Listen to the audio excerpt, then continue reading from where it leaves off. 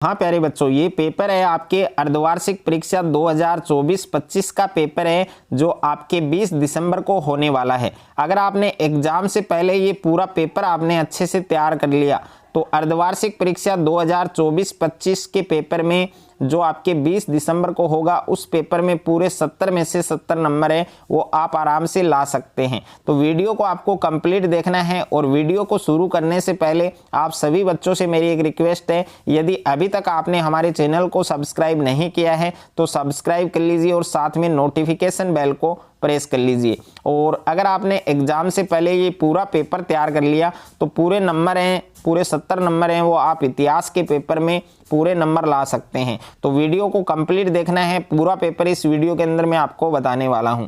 तो सबसे पहले आप यहां पर देख सकते हैं आपको नामांक है जो रोल नंबर है उसका बॉक्स दिया गया है। तो इस बॉक्स में सबसे पहले आपको अपने रोल नंबर फिल करने हैं और उसके बाद में है कुल प्रश्न संख्या। तो प्रश्नों की कुल संख्या है वो है 47 और यहाँ पर कुल प्रश्न हैं आपके 4। अर्धवार्षिक परीक्षा 2024-25 का ये पेपर है, कक्षा 11 इतिहास का पेपर है, हिस्ट्री का पेपर है जो आपके 20 दिसंबर को होने वाला है। तो पूरा पेपर इस वीडियो के अंदर आपको मिलने वाला है। तो सबसे पहले यहाँ पर आप देख सकते हैं समय आपको दे रखा है 3 घंटे 15 मिनट और पूर्णांक है आपके 70। तो पूरे 70 नंबर अगर आपको फोड़ना है हिस्ट्री के पेपर में 20 दिसंबर को तो पूरा पेपर आपको पढ़ना है, पूरा पेपर आपको तैयार करना है। तो सबसे पहले सामान्य निर्देश दे रखे हैं कि सभी प्रश्न करने अनिवार्य हैं और सभी प्रश्नों के अंक है वो प्रश्न के सामने अंकित हैं। तो पूरा पेपर इस वीडियो के अंदर आपको मिलने वाला है। प्यारे बच्चों वो आप देख सकते हैं और सबसे पहले पेपर में आपको खंड ए दिया गया है, सेक्शन ए आपको दिया गया है और सेक्शन ए आपके टोटल 7 नंबर का है। प्रत्येक प्रश्न आपके एक नंबर का आने वाला है और सबसे पहले आपको बहुविकल्पीय वस्तुनिष्ठ जो प्रश्न है मल्टीपल चॉइस है वो आपको दिए गए हैं। तो पहला प्रश्न आप देख सकते हैं कि गुफा आवासों की चित्रकारी प्राप्त हुई। तो ए ऑप्शन है फ्रांस व रूस और बी ऑप्शन है स्पेन व चीन और सी ऑप्शन है फ्रांस व स्पेन और डी ऑप्शन है भारत व रूस। तो इसमें 4 ऑप्शन आपको दिए गए हैं, कौन सा ऑप्शन आपका करेक्ट होगा वो आपको लिखना है। दूसरा प्रश्न है कि हड़प्पा कालीन संस्कृति के नगर प्राप्त हुए। तो ए ऑप्शन में है दक्षिण एशिया और बी ऑप्शन में है भारत और सी ऑप्शन में है उत्तरी अमेरिका और डी ऑप्शन में है ऑस्ट्रेलिया। उसके बाद में नेक्स्ट है आपके यहाँ पर प्रश्न संख्या 3 है कि मेसोपोटामिया किन नदियों के बीच स्थित है। तो ए ऑप्शन है गंगा जमुना और बी ऑप्शन है दजला फरात और सी ऑप्शन है सतलज सिंधु और डी ऑप्शन है नील अमेजन। तो इसमें भी 4 ऑप्शन आपको दिए गए हैं, कौन सा ऑप्शन आपका करेक्ट होगा वो आपको लिखना है। प्रश्न संख्या 4 है कि मेसोपोटामिया वर्तमान में किस राज्य का हिस्सा है। तो ए ऑप्शन है ईरान, बी ऑप्शन है इराक, सी ऑप्शन है तुर्की और डी ऑप्शन है कुवैत। यानी 4 ऑप्शन आपको दिए गए हैं, कौन सा ऑप्शन आपका एकदम सही होगा करेक्ट होगा वो आपको बताना है। प्रश्न संख्या 5 है आपके कि चंगेज खान की विधि संहिता कहलाती है। तो ए ऑप्शन में है उलूस, बी ऑप्शन में है यास और सी ऑप्शन में है तामा और डी ऑप्शन में है किरीतालाई। तो इसमें भी 4 ऑप्शन प्यारे बच्चों आपको दिए गए हैं, कौन सा ऑप्शन आपका करेक्ट होगा वो आपको बताना है। प्रश्न संख्या 6 है आपके कि इंग्लैंड में सामंतवाद का विकास किस नदी में हुआ, किस सदी में हुआ। तो ए ऑप्शन है 13वीं शताब्दी और बी ऑप्शन है 9वीं शताब्दी और सी ऑप्शन है 10वीं शताब्दी और डी ऑप्शन है 11वीं शताब्दी। तो इसमें भी 4 ऑप्शन आपको दिए गए हैं, चारों ऑप्शन में से कौन सा ऑप्शन आपका करेक्ट होगा वो आपको बताना है। प्रश्न संख्या 7 है आपके कि सेनेट में किसका बोलबाला था, सेनेट में किसका बोलबाला था। तो ए ऑप्शन है सेना का और बी ऑप्शन है अभिजात वर्ग का और सी ऑप्शन है श्रमिकों का और डी ऑप्शन है गुलामों का। तो चारों विकल्प में से कौन सा विकल्प आपके सही होगा करेक्ट होगा वो आपको लिखना है।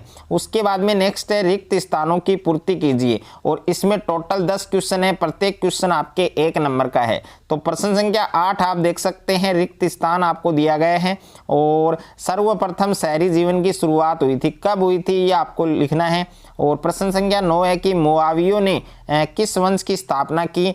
और 10 वाला प्रश्न है कि अब्बासी किसके निवासी थे और प्रश्न संख्या 11 है कि इस्लाम में सुंदर लिखने की जो कला है वो क्या कहलाती है। और प्रश्न संख्या 12 है कि रोम में परिवार का व्यापक रूप से चलन था, तो किसका चलन था ये आपको लिखना है इसमें। और प्रश्न संख्या 13 है कि दिनारियस रोम में होता था। और प्रश्न संख्या 14 है कि उरुक नगर का शासक है वो कौन था। और प्रश्न संख्या 15 है कि दी पाइटा नामक प्रतिमा का जो निर्माण है वो किस यहाँ पर रिक्त स्थान नामक शिल्पकार ने किया। और प्रश्न संख्या 16 है इजिप्ट का अरबी नाम क्या है। और प्रश्न संख्या 17 है कि सामंती समाज पुस्तक किसने लिखी, ये आपको लिखना है। उसके बाद में है खंड ब, और खंड ब में यहाँ पर सभी प्रश्न है वो आपके अति लघुतरात्मक है और प्रत्येक प्रश्न आपके 1 नंबर का है, तो टोटल 13 नंबर का है सेक्शन बी आपके खंड ब। और प्रश्न संख्या 18 है कि आल्टा मीरा कहाँ स्थित है। और प्रश्न संख्या 19 है कि होमिनिडो का उद्भव कहाँ हुआ था। और प्रश्न संख्या 20 है कि एम्फोरा क्या थे। और प्रश्न संख्या 21 है आपके सूफी किसे कहा जाता था। और प्रश्न संख्या 22 है सेंट अगस्टिन कौन थे। और प्रश्न संख्या 23 है प्रेसिपेंट से क्या अभिप्राय है, यानी प्रेसिपेंट क्या होता है इसके बारे में आपको लिखना है। और उसके बाद में प्रश्न संख्या 24 है कि कैमेपेनिया क्यों प्रसिद्ध था। और प्रश्न संख्या 25 है अभिजात वर्ग का घर क्या कहलाता था। और यहाँ पर क्वेश्चन नंबर 26 है तीन वर्ग से क्या अभिप्राय है। और क्वेश्चन नंबर 27 है डेसल 20 से क्या तात्पर्य है। और क्वेश्चन नंबर 28 है फिप से क्या अभिप्राय है। और क्वेश्चन नंबर 29 है शाहनामा का रचयिता कौन था। और क्वेश्चन नंबर 30 है रोम क्यों प्रसिद्ध था, ये आपको लिखना है।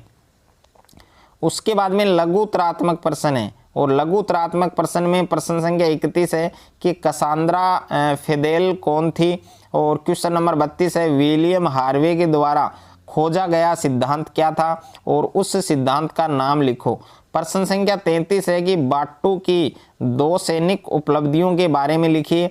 और क्वेश्चन नंबर 34 है फ्रांस की एसेस्टस जनरल है उससे आप क्या समझते हैं। और क्वेश्चन नंबर 35 है असुर बनीपाल है वो क्यों प्रसिद्ध था, यानी असुर बनीपाल क्यों प्रसिद्ध था, वो आपको लिखना है।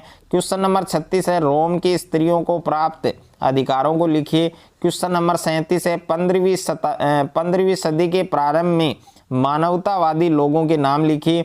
और क्वेश्चन नंबर 38 है मंगोल कौन थे, मंगोल कबीलों की दशमलव पद्धति है वो क्या थी। क्वेश्चन नंबर 39 है त्राजान कौन था, उसका सपना क्या था। और क्वेश्चन नंबर 40 है चंगेज खान किन कारणों से भारत की सीमा पर पार नहीं कर पाया, ये आपको लिखना है। उसके बाद में यहाँ पर खंड स है आपके, और खंड स में दीर्घ उत्तरीय प्रश्न आपको दे रखे हैं।